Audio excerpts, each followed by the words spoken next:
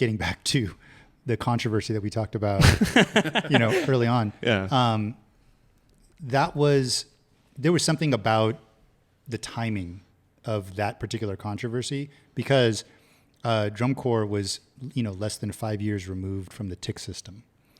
Right. Okay. Yeah. And the reason why I bring it up is because exactly what you said is now all of a sudden, mid to late 80s, what was being rewarded was this idea of the battery being able to be musical beyond just how many mistakes are they making. Right. And a lot of people talk about, like when they talk about Hardiman's books, when they talk about Hannum's books, I specifically remember, I can think about people bringing this up specifically with them of saying exactly what you said, which is you can hear the show in the battery book. Yeah. And you could do it with Float's books as well,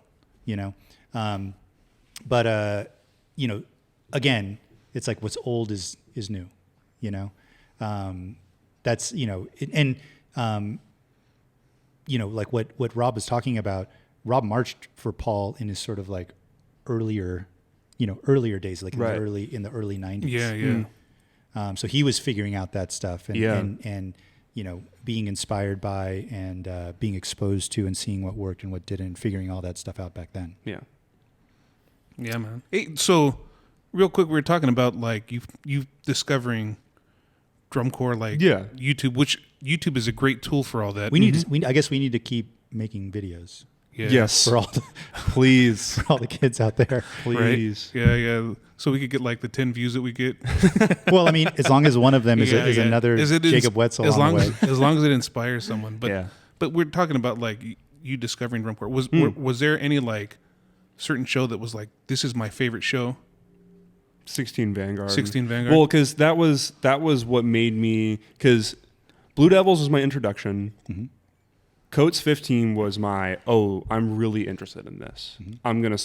I'm just going to watch videos of this all the time because I just enjoy it. It wasn't even a research thing from a perspective of, I want to figure out how to do this. It was I just enjoy watching this. Yeah. And then 16 Vanguard, right after that competitive season, all those videos came out and I started watching that. And then that was when I was just completely head over heels. I need to do this. And I need to do it with that group. Mm-hmm. That was 100. And then from then on, quite literally every single decision I made in my marching career up until the point I made Vanguard was with is it going to get me to Vanguard? Yeah. It's funny because like last week, we interviewed Cheese. Yeah. He had literally same very thing, similar experience. For sure. Where one of the very first, most favorite videos of his was it 2004, 2005 Vanguard? Yeah. And even though everybody around him was sort of choosing other paths, so to speak. And he probably could have went another path to like being a finalist corps. But because, it got in there early, and was meaningful to him, he did his own version of what you're talking about, which was, that's my goal. Yeah. I'm gonna stick to my guns and I'm gonna keep pursuing that. Yeah. And eventually realize it. Yeah. Because indoor and pulse was not even on my radar. Because that indoor to me was me trying to train myself to keep up my chops in between the summers. Originally. And that's what it was like back in the day too. Yeah. It was like winter was just to keep your chops up for summer. But not so much now. Yeah. And I feel like you said, now that has changed so much, and there are so many. There's especially percussionists. I almost know more percussionists that do only indoor. Yeah. For the sake of the. Plus, it's expensive. Yeah. Just for the logistical side of things of life, and how much easier it is to do indoor with life. What was the first drum corps show you saw live? Gold 17. That was my first, because so you went to like the local shows. Yeah, but it was because I was marching Impulse. So by that time, I had been playing bass drum. I had just made my high school drum line that August. I auditioned for Impulse in December. So I've been playing bass drum for like 4 months, 5 months. Why did you decide to go to drum corps auditions at all? I just wanted to do it because I figured, and did any of your friends, like anybody else from the school, go also, or was it just you? Ian Uvas, who did PC and Impulse and Instinct and a handful of those groups, he also went with me to those auditions because he was super into drum corps too. Yep. And so that was nice, like having a friend that I knew that I was comfortable with to go to that. Because I was spending so much of my time drumming, I didn't have that much experience talking to people, so I would get really nervous. But I went out. Tim Lee recommended that Impulse to me. He had marched there for a couple of years and knew how much I wanted it, but knew I didn't have the experience yet, and I knew that I didn't have the experience yet, and I just wanted to get out there. I just needed. And you're like you're going to be a sophomore in high school. I was a sophomore at the time. You were a sophomore at the time. Yeah. So yeah, I mean, get your feet wet. Was Impulse is this something you researched on your own, finding a local drum corps to march in, or you had already known about them? Tim brought it up to me. I think I had known about them, but I didn't necessarily. I knew that I wanted to audition at places, but Tim was telling me that he was the first person where he was like, I think if you go and audition here right now, you'd make it, and then you'd actually get an experience. You get to go on tour. You get to see that whole thing. Because he had talked to me extensively about his experience and was helping me a lot with that. Was it scary? Oh, yeah. Auditioning at a drum corps? Well, because Rob Carson was the caption head. Oh, right. That's right. And so then he comes up and he starts telling us about his experience. And then it's this guy that had done Vanguard for 7,000 years. Yeah, he's like, you see this thing, the flam head, like that was me. He developed talking about how the Kevlar head. Yeah. And such a huge impact on the community, and such a brain. And he was like Brandon before Brandon. Was Brandon. Legitimately. And he had all these, and he had these crazy ideas for what the drum line was going to be. He was like, we're going to have 2 of them. There's going to be 10 snares, like legit for Impulse that year. He was like, we're going to have 10 snares. We're going to have 6 quads. All of them are going to have 3 spocks. We're going to have 8 bass drums. We're going to split the drum line apart. They're going to have different. I was like, oh my God, this is so much. That did not happen. I want to make that clear. That did not happen. We ended up having 7 snare drums, 3 quads. One of them dropped. 4 bass drums. One of them dropped. I was on 2. I was 16. Let's go. They made me section leader for no reason. Wow. I should not have been section leader, without a doubt, because it was me, Annie, Ethan, and Gino. Annie and Ethan were 18, and Gino was an age out. So there was no reason for me to be put in the position that I was. In a leadership position? At all. And I was terrible at it, and I made so many mistakes, and I learned so much as a result. Yeah. What was that? What was the summer like? It was your first hard. Yeah. It was hard, but and it was really funny. My mom told me this after, and she still tells me this to this day. But she told me, she was like, when I found out what the hours were going to be and how much you were going to be able to do, I thought, he's back in a week.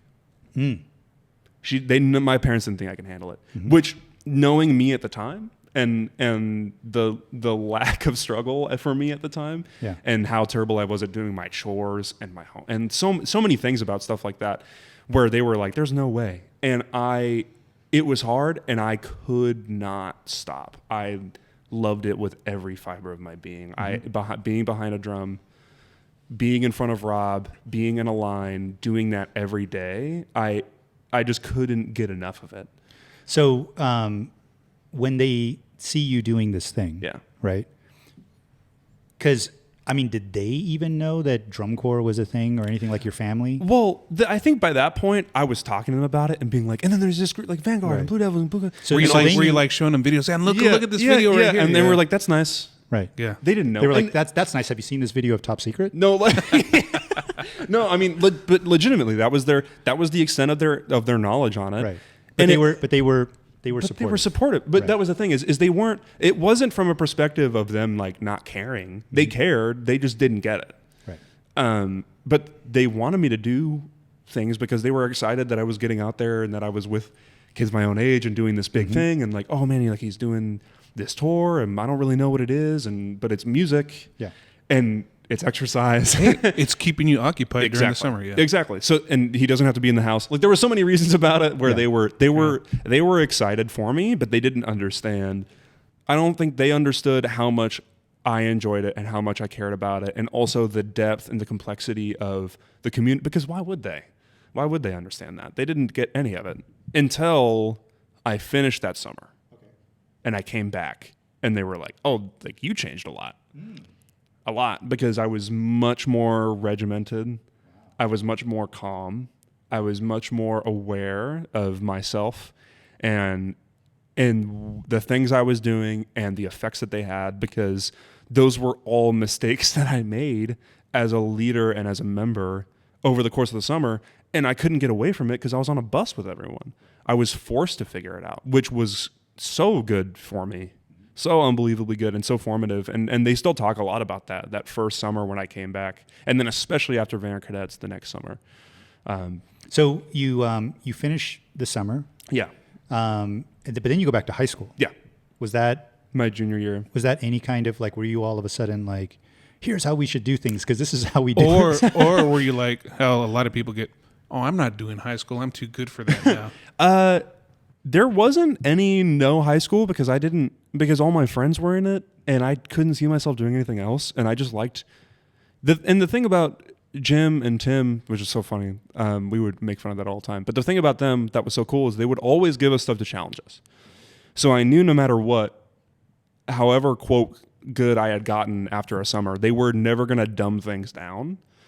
They were always going to give me something that was hard for me. So there was never a question of, and I was still playing clarinet. So there was so much about being in, like I didn't move fully into percussion until college.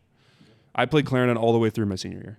That's awesome, man. Yeah. So that gave me a lot of sort of weird musical tendencies that as a drummer I wouldn't have developed that have helped me a lot, especially with bass drumming in a melodic sense and like composing and being aware of phrasing. And that's all helped me a lot in school.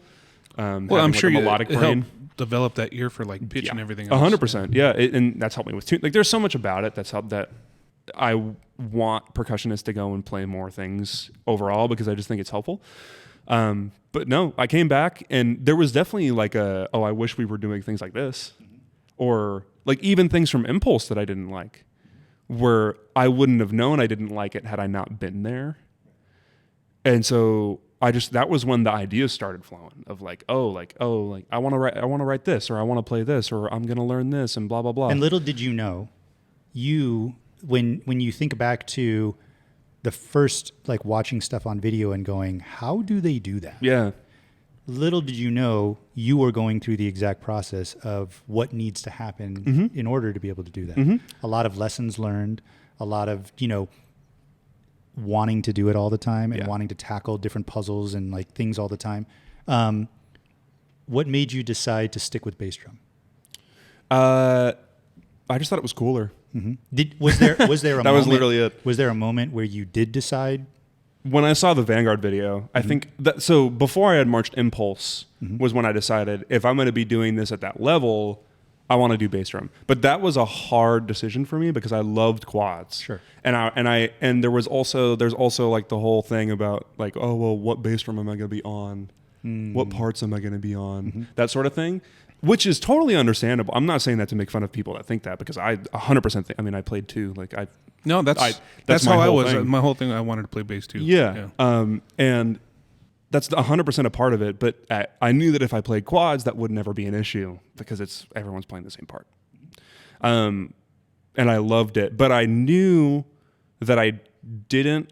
I knew that I didn't want to play snare drum because at the time I was more interested in the melodic content combined with the rhythms. That to me was always the thing of not only what are they playing spatially, but melodically, which I think is what drew me to bass drum the most was how are they making it sound like one thing? Yeah. How am I listening to this and I'm getting a cohesive rhythm and melody and sound across 5 different instruments? It blew my mind, and I think I was almost wanting to do it more just to figure out how they were doing it than I was actually enjoying it. And then in the process, I fell in love with the art form and playing the instrument itself. So that audition season, you was Vanguard Cadets the first? Were you like, I want to make Vanguard eventually? Yeah. So let me go try for Vanguard Cadets? Is that what happened? It was Vanguard Cadets and Mandarins. Those were the 2 groups that I was looking at the most because I had seen a lot of videos of Mandarins in 16 and in 17 and was like, okay, like they're good. They're in California. I don't know that I can make them. And it was the same thing with Vanguard Cadets. I had seen Vanguard Cadets all, because I was an open class and doing an Impulse. We started in Pennsylvania, which was wild. That was the first thing we did for tour, was a 3-day bus ride to Pennsylvania. But so we saw Vanguard Cadets a lot, and I fell in love with that show, and I was looking at them, and by that point I had enough drumming awareness and enough sound quality awareness to go, they sound very similar to Vanguard, and they look very similar to Vanguard, especially the bass drum specifically. And I knew the techs were all Vanguard veterans. And so I was like, okay, well, realistically, am I going to make world class right now? Probably not. And then you've got all these people with all this knowledge of the place that I want to be at. Why would I not go there? Yeah. So this was going into summer 2018. So this was going into summer 2018. Did you do any winter drumline? I did. I did Odyssey. He certainly did. With George Collins himself right here. Odyssey. Who would have known that Odyssey 2018 line? You look back at it. A lot of people came out of that. A lot of heavy hitters. Yeah, a lot of heavy hitters. Yeah. Is that where you met Frankie? Yeah.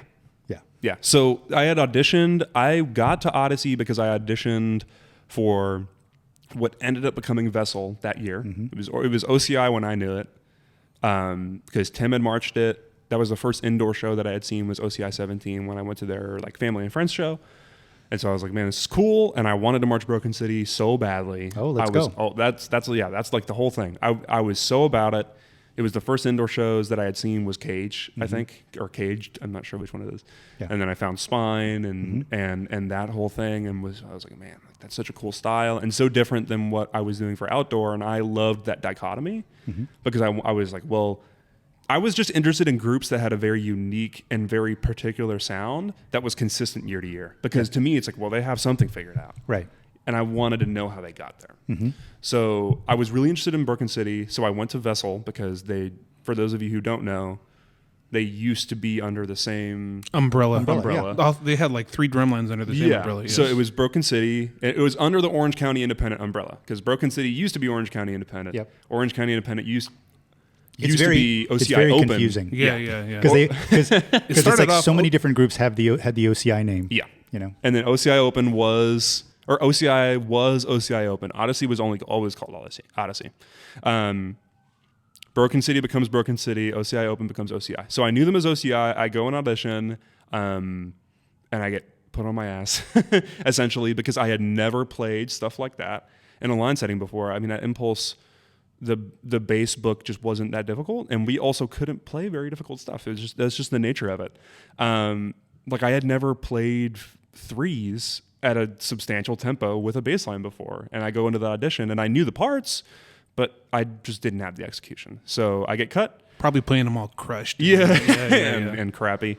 Everything I tell my students not to do was what I was doing. And then at that audition, they had a talk with everyone that got cut and said, hey, we have this other group. They have a handful of Dark Sky people that were there, are now at Odyssey, like very, very good instruction, blah, blah, blah. They tell me Blake Demas is going to be on the staff. Yep. Shout out to Blake. I knew about him and his experience and was excited about that. Definitely shout out to him. He was so caring with our young brains, which I very much appreciate. But yeah, so I found out about that, went and auditioned, met you, met Blake, met Frankie, Michael, KCE, man, all those guys. And did that. I was doing that at the same time as my high school indoor, which was difficult. Right.